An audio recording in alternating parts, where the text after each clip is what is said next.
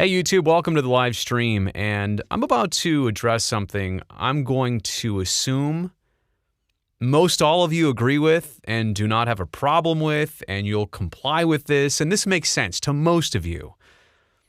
But I also realize that some of you may find what I'm about to say repulsive or completely against how you think it should go.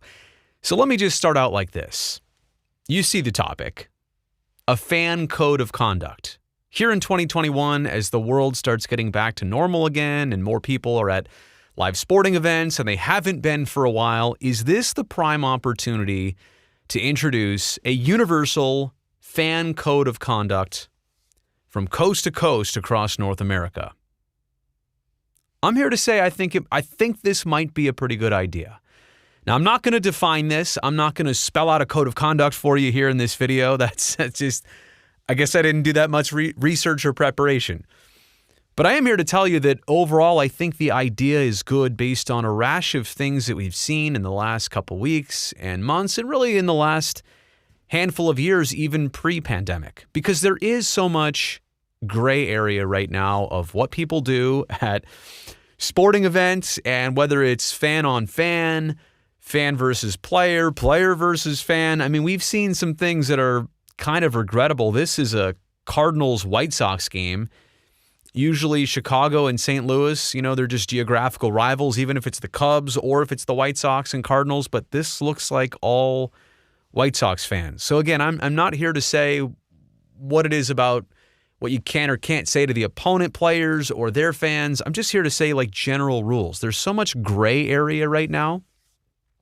And there's also a very fine line between having the fun that you want and also being as responsible as you should at a live sporting event. And I'm not even just talking about professional stuff here. This goes to college. Heck, this should honestly go to youth sports as well too. Although, who is drinking beers and yelling at players at youth sports? Like, you shouldn't be. So, let me move on to this. The way I approach this, and again, I'm not going to define what I think this fan code of conduct should be, but I am going to kind of give you a rule of thumb, which I do feel applies pretty well. And that is, you treat going to a live sporting event in the same way that you should treat staying at a hotel overnight or renting a car for a week. Yes, you pay it, or you pay for it. And yes, you kind of get to do with that hotel room whatever you wish for the 24 hours. You get to drive that car however you want for the week that you rent it out. But if you trash the hotel room, they're going to make you pay for it. You can't do that. And if you drive that rental car around like you stole it, they're going to see that. And they're going to make you pay for it, or your insurances, or somebody's going to pay for all this stuff. You don't just get away with it. You can't just show up to the lobby and the front desk and say, well, you know what? I paid for this room. I'm just going to do whatever I want. I paid for that ticket. Oh, wait. What does that sound like? That sounds like every professional sports fan who's been to a game and did something stupid and said, well, I paid to be here. I'm paying your salary. Come on. Like, you understand what I'm saying? The ticket paid for the price and the privilege of admission. It does not mean you get to do whatever you want. You're not the main character of this movie. You don't get to show up and do, as you please because you paid for the seat or 4 seats or whatever. So that's kind of the way I view it. That's kind of what I'm getting at here, is that you can't just do anything you want. Now, let me just kind of go sport by sport here. I mentioned that recently we've had a lot of headline incidents, not just this one in baseball, but a couple in basketball that involve home crowds and visiting players and pouring popcorn on them and drinks on them and saying terrible things. And I don't even mean surface level things of, hey, you played a bad game tonight. You're a terrible player. Your stats are awful. I'm talking about socially inappropriate things. Like there are levels of this too, right? So let's get to that in just a second too, the heckling and the levels of it. But what I want to kind of dissect here is the different sports, the 4 major pro sports in North America, and kind of the unique challenges that each of them face. And I'll start with basketball. They've got it the toughest. The proximity of players and fans it's so close. There's really no barrier. I mean, courtside seats, you're 4 feet away from the sideline. You're going to get sweat on at some point in this game. Like if I don't even say if you're lucky, if you're around in your seats, you're going to be closer to the action than you thought. So there's just no buffer. There's no barrier. There's no protection for players. If you're on the court, you're running up and down. But again, it's only what's a court, 94 feet long. So nobody's ever that far away. If you're on the bench, I mean, you kind of are a sitting duck to be heckled with. You can't move. You can't go anywhere else. You can pretend like you don't hear. Trust me, those guys hear almost everything that they should be, that makes sense that they hear, but they tune it out. They do a great job of tuning out the stuff that they're just not going to respond to. Basketball has it tough. Baseball also has it tough. And I say that because if you're in the on-deck circle, you're in a fixed location. If you're the left fielder, the right fielder, the center fielder, if you're the third baseman, you're generally in a fixed location. And you are there for approximately half of the 3-hour and 37-minute Major League Baseball game that gets played these days. And fans are outdoors in the summer, and it gets hot, and they drink too much beer. And by, drink number 7, like they're really on you, and they are 10 steps farther than they started and 10 steps farther than they should be. So again, it's stationary players, which I think cause the most fan-to-player conflict. And again, this little dust-up here had nothing to do with the player. This is just fans in the stands. And again, part of that is the situation, how long they're out there, the opportunity to get even more generally, and I guess I'm tying a lot of this to being, overly boozed up.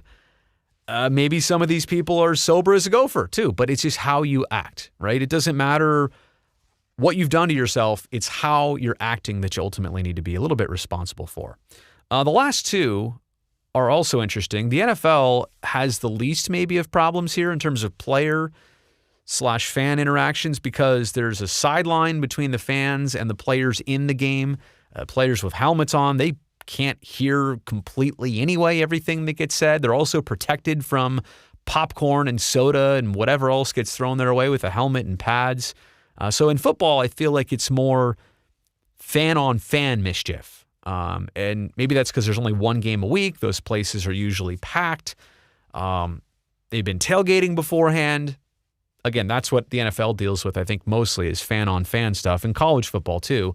And then maybe the NHL is like the safest live sporting event or the most, toned down one, because what can you really yell at players through plexiglass and what's going to happen next? Like, even if they could hear you, there is a distinct barrier. And for whatever reason, it's not to say we haven't seen hockey fans in the stands do dumb things at and against each other or say really, awful things. It's just that you typically don't see it as much in the NHL. So hockey might have it the easiest just in the layout and setup here.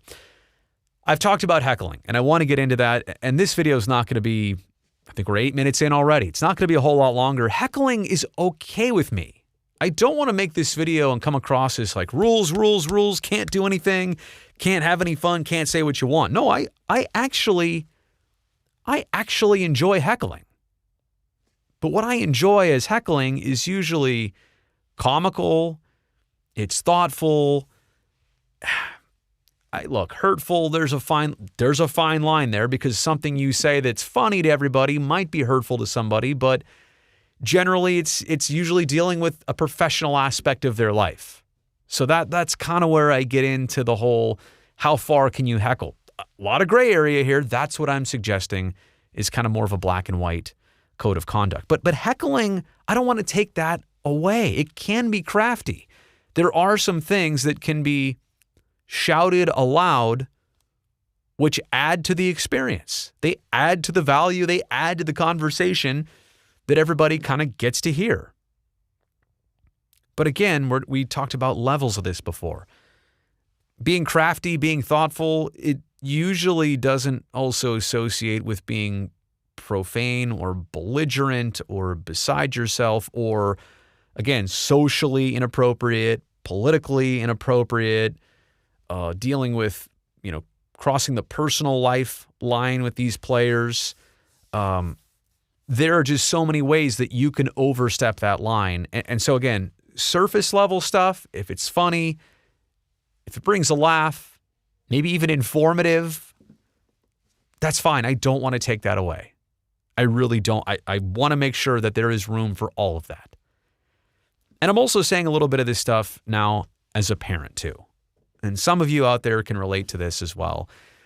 It's a matter of you now have your own children and you think about their young years and what they're hearing and what they're observing and what they do and don't understand. And it's like if you want to ensure the future of these games and these experiences, I don't need guy up in the second deck, telling the left fielder this, that, and everything else that it's like just totally inappropriate for, anybody who's not an adult to hear. I want it to always be a kid-safe zone. And I think I've always felt that way. It's not just a new thing being a dad now and having a kid who's, going to probably attend, as many games as he wants, to go to, as many as I could take him to. I've always felt that way. I just feel so much stronger about that now. That it has to maintain a family-friendly environment. And so that kind of ties into the layers and levels of heckling. So I'm going to close it out by saying this, circling back to the beginning. The ticket buys you attendance, the ticket buys you the experience, and it offers you the privilege to attend. And that's pretty much it. It's a privilege. It's also something that should be monitored. It's also something that should be up for taking away. Now, not just after one offense. Everybody does something stupid or regrettable, and teams do this all the time. They already do this. They say, hey, you are banned from ever coming back. But would it be the worst thing if those bans got, right now they are reserved for the worst offenses. And you only have to do one of those worst offenses once, and that's as it should be. What I'm saying is, in baseball, you get 3 strikes and you're out. If you're a fan who is a repeat offender of just can't follow the rules and just can't be, just can't fit in this setting, is it worth it to just cut ties and say you're just not ever allowed in here again? And don't get me wrong, like buying tickets, identification, this would have been impossible to stop somebody in 1982 from coming back to a game. But nowadays, who buys tickets, how they buy them, it's going to be a lot more possible to actually enforce, blacklisting somebody out. So, and again, I'm not set on that. I didn't even come up with an official code of conduct. I'm not coming up with the penalties or all the rules for this. I'm just saying I think it's about time that we develop something wholesale so that everybody understands it, so that the clamps are a little bit tighter on this and we don't see an uptick in unruly fan behavior, whether it's fan on fan, whether it's fan on player, certainly never fan on broadcaster. Let's never let that happen. All right, that's it for this video. Let me know what you think in the comment section below. I appreciate you watching. Be safe, everybody. Until next time, I will see you right back here on YouTube.